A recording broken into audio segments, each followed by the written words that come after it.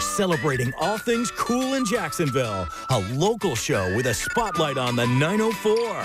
With hosts Eden Kendall and Mark Payton. Featuring amazing stories from every neighborhood with Rance Adams. This is River City Live. Welcome to River City Live and happy Friday. I don't know about you guys if you're gearing up for the weekend or not, but I am. And it was kind of a big night last night, so I got to pick up the entire family. So they were away for a while. I got to visit them for a little bit. But it was great to see everybody and all the smiles. But it was kind of funny because right before, I had to do a ton of house cleaning. I didn't realize how messy I was. Just one man for the last 9 days. And one of them was towels. My wife, Jamie, is always yelling at me because I use too many towels. Right. I collected 9. When you knew that it was all you and you were the one cleaning it up, it didn't keep you from using so many? He didn't realize it until day 8. Yeah, like, I was going through, I'm like, I should pick up a little bit. And I was finding them everywhere. Like, I get where she's coming from. They were in the living room. They were in the dining room. They were on my bed. Like, they were all over. I'm like, I am a pig. And then here's the other thing, too. Kids haven't been in my house for 3 weeks. There was cereal crumbs everywhere. Your cereal crumbs. My cereal crumbs. Only guilty guy here. I'm starting to think I'm the problem at the house. Just me, not even the kids. Starting. Oh, she is watching this right now going, I am saving this forever. Right, exactly. That is so funny. So now the real cue or result will be what happens after a week of them being back. Are you going to make the change or are you going to revert back to being Mark?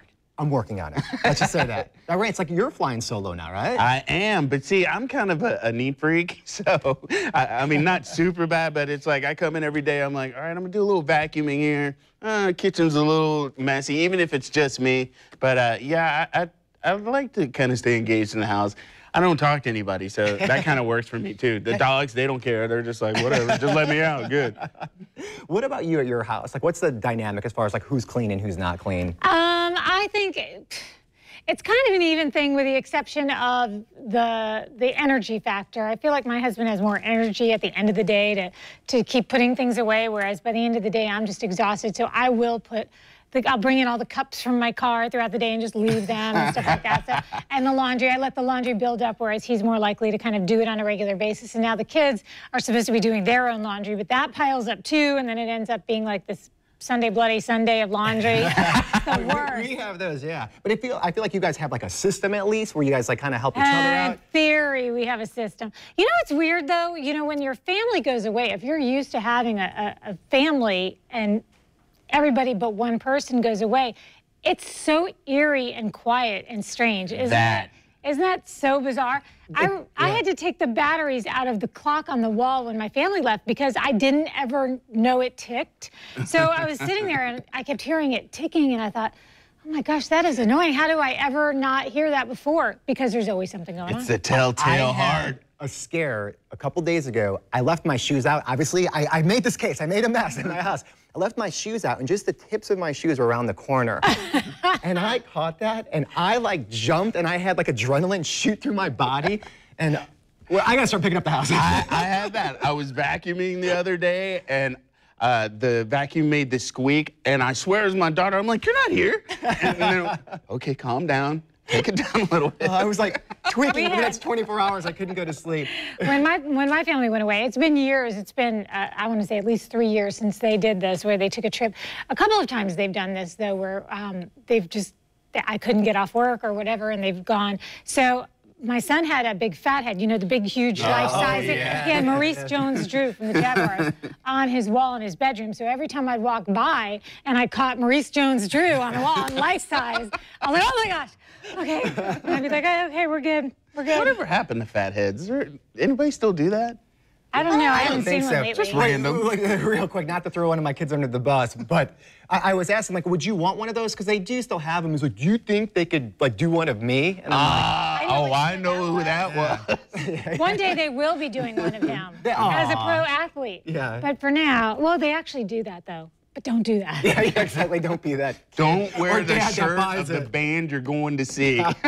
Well, what's the matter with that? No. Speaking of pro athletes, it's a big night on Sunday, Shark Week, right? Yeah, I love Shark Week, and it's going to be a great white shark squaring up with an Olympic swimmer. Michael Phelps. Have you thought at all about how this is going to go down? Because remember, they said they're kicking off Shark Week with the Michael Phelps Great Gold versus Great White program. And, you know, a shark swims about 25 miles an hour, and Michael Phelps, I think his fastest speed is 6. So I did find out a little bit more about how they are going to do this big race. And they are giving him a fin and also the flippers that simulate the shark's fin. So they are giving him some tools to try to swim like a shark. So unless he's in a motorboat, it's still not going to be enough, I'm sure. But I just want to know how they're going to prod the shark to, like, race. Yeah, exactly. Yeah, they're not really a coachable animal. Do you think there's one shark, or do you think they're really just doing this whole thing where they'll say, okay, we know a shark goes this fast, so let's see how we can get... they'll do like a simulation? I hope they don't do that. I hope they actually have like a real shark, and I'm sure there's be like some kind of wall or barrier, but I'd like to see a shark swim, like not like an animatronic. No, this is what I envisioned. They'll have the shark swim and Phelps will swim, but they'll put them side by side in video, but they won't actually race each other, you know, just to give you that idea. Because there's no way you're going to be able... You're going to be like shark prod and like move. Right. You seen those turtle races they have at certain like... No. Oh, no? Oh, well, I guess you haven't hung out where I have. Put it in a circle and put it in the middle. I'm against the inhumane treatment of turtles, Rand, so... We don't go with that. So did you see what is it, Discovery, that's Shark Week? Yes. Okay, so did you see the other one that they have this Shark Week the same week? And they're doing, they have Ryan Lochte doing their commercials, and they keep saying, well, we're the second best week of shark programming, and so we got the second best swimmer, and he keeps saying, no, I want a few events. and then the sharks are all swimming around, and they're like, go in, Ryan. And he's like, no. It's another network. It's another network doing Shark Week, and they're promoting the fact that they're going to go head-to-head and that they are the second best. And so that the poor Ryan Lochte's in this boat saying, I'm the best at some of the events. Well, anyway. It's fun to watch, a lot of excitement. And here's another thing that's coming to town that's actually, this has your name all over it. A really fun, exciting thing coming to the town center. Oh, yeah. So if you've ever had the vibe that you wanted to go skydiving, but were afraid to go on a plane, well, iFly is coming to Jacksonville, and it's going to be in the St. John's Town Center. They're looking to open September or October 2018. But basically, they put you in a little pod. They shoot some air up. You've got a guide that kind of holds you in there and lets you get your balance, and you get 60 seconds worth of pure adrenaline. Now, you know, it'll be fun. You know, you have this opportunity if you want to practice up before it comes to Jacksonville. You can go to Orlando, Fort Lauderdale, or Tampa, but it's going to be here in Jacksonville. Oh, I'm excited. Yeah, I feel like anytime I just go out to the town center, and I'm there at least once a week, there is a new building going up. I'm amazed at all the growth, and that's something that looks like a lot of fun. This is big, though, 2 acres, I think. Yeah. Well, there's so much they're building out there anyway, so this is just going to help make it the go-to spot. I've been skydiving, so I'm sure this is going to be just as awesome, but without the exhilaration of being in a plane and the fear of falling 30,000 feet or however many feet. But, you know, it'll be cool. Yeah, I mean, like, you know, if you're a thrill seeker. You know who needs to go. Huh? You know who needs to go. I've been skydiving. I have been skydiving, really? And I'm terrified of heights. But being terrified doesn't mean I don't do things. I just hate it. I hated it. I'm the only one I know who has gone skydiving, paid the money, went to Palatka, did the tandem. I felt like I was in great hands, and I know I was, but I literally hated it. And everybody else who does it, whether they hate it or not, I think say they love it, because why wouldn't you just say it after you've done it? I hated it. Wow. Well, so scary. This will offer you that same opportunity. You just only go like maybe 5 or 6 feet. Okay, so I think I could do that. But yeah, I'm terrified. Eden's coming with me. You guys are so like brave and daring, both skydiving. I'll tell you what I do when I want to chase some thrills. Go to Walmart.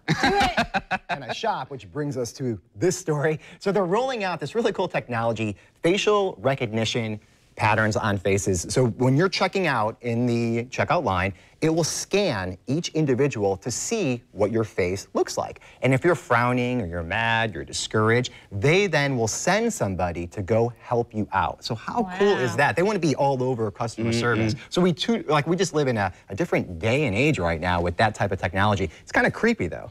Definitely creepy. That's more Big Brother watching you. And when I'm shopping, most times I'm like, just leave me alone. If I really need help, I don't want somebody just popping up like, hey, I saw you. But you're needing some help. If you do need help, you just be like, And it scans your face, and someone's like, "Can I help you, sir?" But that begs the question: do they really want to help you? Because I have been in stores. I'm not going to call out any specific kinds of stores, but they're always the bigger stores where I've walked around looking for anybody to help, and I've made sure my face looked upset, and I know they saw me, and they'll like run down another aisle. That's so I'm the wondering, avoid, yeah. So I don't know. I guess if they're planning to really help you out, and then also, didn't you say like if you look shifty, then they watch you too? That was the reason I think they initially rolled out this technology, to see exactly that. So they're looking for patterns. If you looked like sketchy, like you're about a to crime take was going to something. go down or something like that. That's why they originally did it. But now they're going to put a positive spin on it. Like, maybe we're here to help people out. What about like the kids? Though, I mean, the parents are going in. They're just parents are upset because the kids are screaming. And you can't help me with that unless you're like, can you have like a little kiddie daycare for me or something? That would be smart, but unless the kids are paying with their credit cards or cash, they don't care. It's not a consumer. They're just along for the ride. So I feel like whenever we talk about Walmart and their technology, Amazon comes into play, right? They're always like butting heads. What are you doing? We're going to do it better. Exactly. So this is what Amazon has right now. They are coming out with these robots that will follow you around at an airport or a mall. There's a picture of it right there. That's the prototype. And all it is, it's a charging station for your phone. Now think about this. Amazon, you go there to buy stuff, right? So if you always have that phone charged, if you're at a mall or something like that, you just go on and order something from them. That's why I think they're doing it. It follows you around. It follows like, you there's around. one robot per person? No, there's one, but it's gonna like look around. Oh, or it's it'll be roaming? like probably one per a certain amount of square feet. So isn't that creepy? That is so creepy. Different form of stalking. I like it. Just It's saying. to another level. However, though, if you ever do need to charge your phone, a little robot comes along, little Oh, yeah. humanoid robot, be like, "Hey, what's It'd up, be buddy? like, Happy "Hey." to see you." But there's going to be like Concierge. 5, 6 people walking around with their phone charging up with the robots like, my phone's dying. Just like we're going to follow him. Yeah.